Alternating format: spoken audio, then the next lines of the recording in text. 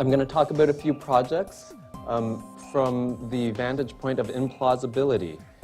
I have these two images up here because I work with a lot of scientists and people outside my discipline, and it's always hard to really explain what your practice is, what you do. Normally, when I meet a scientist, they're asking me, how can I make my poster look better? And so with these two images, this is kind of the spirit of what I do. This first image here is a fire drill tower. This is the way I think about the art gallery. I don't think about the art gallery as a storefront. I don't think about it as an archive. I don't even think about it as a publication. I think about it as a test facility for practicing how you might burn something down and build it back up again. The other image is Marlon Brando preparing for a role. And the way I go about making something is every project that I have, I try to put on a new character or a new role and make decisions, problem solve according to that role. So it's very rare that I will end up making something similarly. I think of it as method making instead of method acting. So a few thoughts about implausibility. One, in a very practical way, I think about plausibility as being my enemy, like the enemy of expansion or something. When an idea gets too plausible, I know that it's the wrong idea for me. Why is that? There's this relationship between implausibility and impossibility, where as an artist, if I toy with impossibility, I'm really kind of pushing against the boundaries of reality. But if I toy with the notion of implausibility, I'm really bumping up against the parameters of something of realizability. And that's an area that I'm very interested in, when something becomes realizable but also implausible. So normally I begin talking about my work and from the end, but normally every project that I start begins with some implausible idea. So this idea was extract gold from goldfish. I noticed that in every pet store that I went to, every aquarium, there was always one or two goldfish that was dead. I considered that society's residue, their loss. And I thought about how could I mine that material, that value again. So I put on my hat as an alchemist, and I thought about all the different ways that goldfish were treated in the world. We live in a world where goldfish can sell for $300,000 plus, and they also are disposable awards at a carnival. And somehow, this embodiment of value bridges these two languages. So the goal became, how can I extract that gold pigment back? Which, practically speaking, meant that I went around the city that I lived in and collected these goldfish bodies from my aquariums, preserved them for about 10 years. I had no idea how I would go about doing this, and I looked at things in the Smithsonian, liquid specimens, and I noticed they had all lost their pigment. And I looked at traditions of winemaking in Hong Kong, where I'm from, where they have, snake wines, et cetera, and I noticed they would always lose their pigment too. So I concocted this kind of crazy idea where I would bring all my goldfish specimen in an ethanol-based mixture, and I would take it to dark tan and lay them on the tanning beds and blast them for however much time. And I had this whole chart where I was, doing it very, very methodically, and eventually I was able to do this. And so to me, the piece isn't this photograph or those objects or how I might use that pigment in the next phase. The piece is this action, right? This symbolic action that is also implausible, that was actually doable. Next implausible idea, to be tattooed by a live wasp. Now, this is an idea that I have not seen through yet. So if any of you can help me, I'm 100% serious. I'll show you how far I've gotten.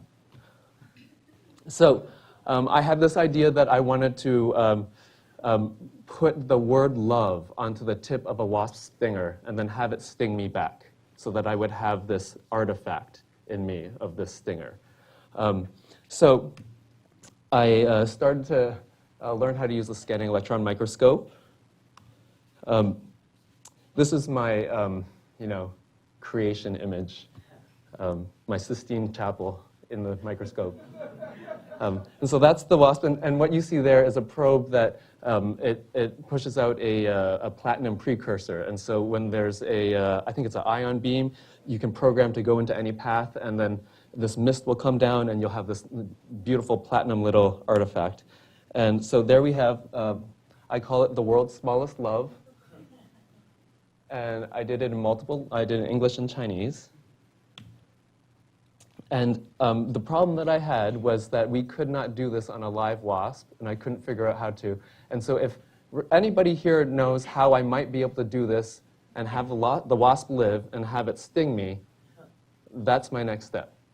So, implausible idea number 3, solar graffiti for thieves. So right around this time, I started to work with a whole bunch of scientists, and they would bring their problems to me. One of the big problems that they had was, we have this great invention that we've got, but we don't know what to do with it.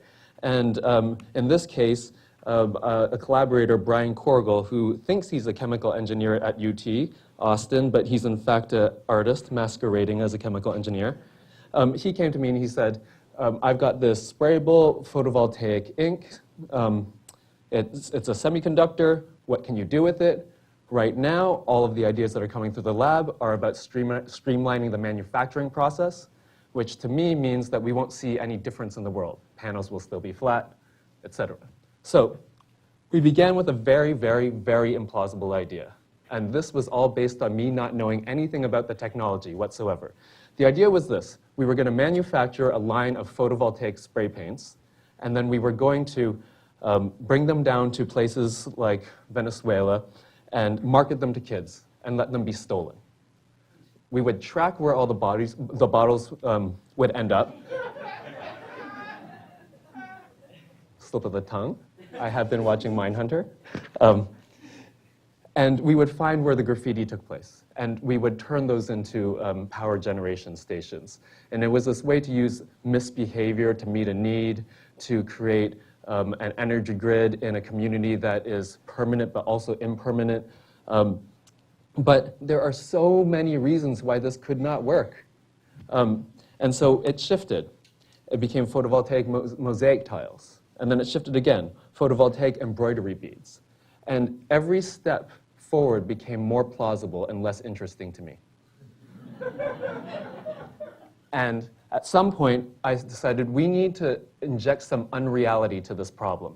We need a real problem. And so the problem that somebody gave me was, in Brazil, there's this program where solar panels are brought in, but the problem is that it's changing the way of life. The more solar panels are brought in, the more deforestation occurs, and there's a literal architectural problem between two ways of life. How can you solve this problem?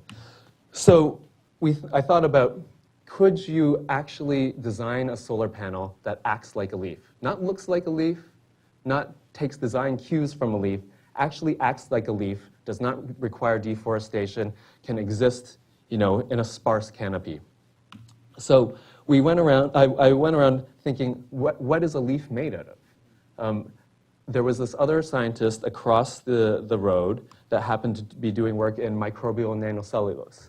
So I injected myself into his lab and started to learn how to make this stuff. And we had a whole bunch of failures. That's really important. We taught a class together.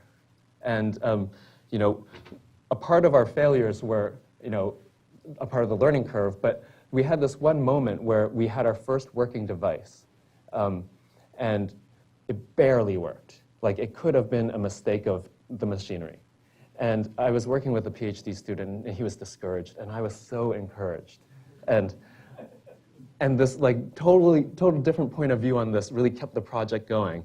And we ended up working with art students. We taught this class, which was half art students and half science students, and we taught them, everything they needed in the lab, and they needed to learn in the lab and to make their own creative projects. But one of these students, she's a painter, and she had invented her own tool for stretching silk canvases.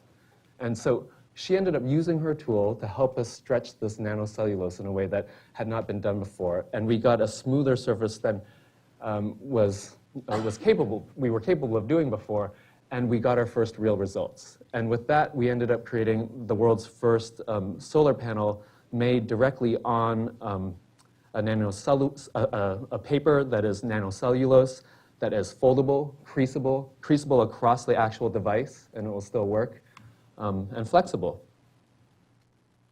So somewhere in this whole journey of implausibility, we ended on an actual invention.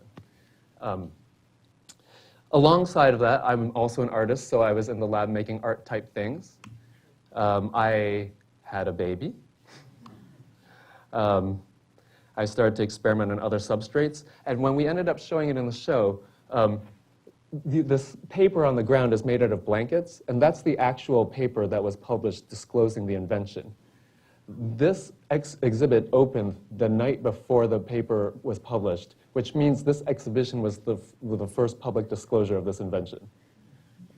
Up there, on the pedestals, each one of the devices is hooked up to a voltmeter. And so what I did was I had it set up so that people didn't think they were solar devices. I had this story that I think it was each one of these gems and rocks and objects has been imbued with a special aura. And if you vibrate your hands above 3 to 5 inches above the object, you will disturb the energy field and you will receive that. And I really did that for my mother-in-law because she really needed to relate to what I was doing. And what was really happening was they were just disturbing the shadows on the light and changing, the voltmeter that way. But it created this beautiful placebo effect where there was a real phenomenon happening, but for you to get that wow factor, I needed to tell the story. This is kind of a ongoing train of thought of mine where a lot of my projects where there is an art project involved, an invention involved, and a publication involved. If there's a publication involved, it always ends up being a blanket paper.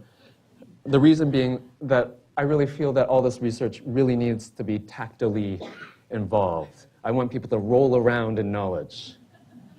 One more implausible idea. I'm going to skip through this one. This is the last implausible idea. So this was actually this project came out of the National Academy's Keck Futures Initiative, and it was the Empathy Mirror Project.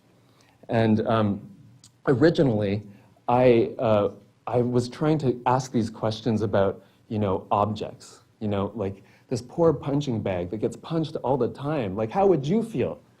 Can we please design a punching bag that punches you back? And we had all of these designs about there's one punching bag with punching machines inside of it that you have to hug, but it punches you. All of these crazy ideas, and at the end of the day, all of the engineers just kept saying, we cannot and will not make something that could potentially kill someone. Can you please think about empathizing with a human being instead of an object? And so we ended up shifting it. This was our first iteration, and this was the version in the gallery. And so inside that punching bag are accelerometers, and the signals go to this giant heart computer that I built. Once again, I have never done anything like this before. Everything I do is a first-time skill because I like to feel like an amateur.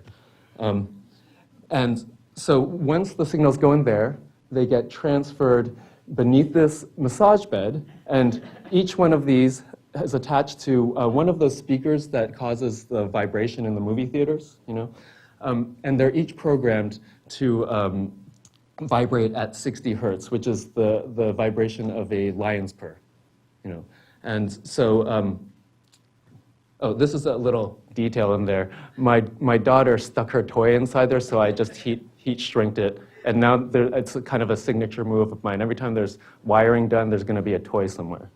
So, so each one of the colors line up with one of the chakra points on the spine in the body. And there's the paper. Thank you very much.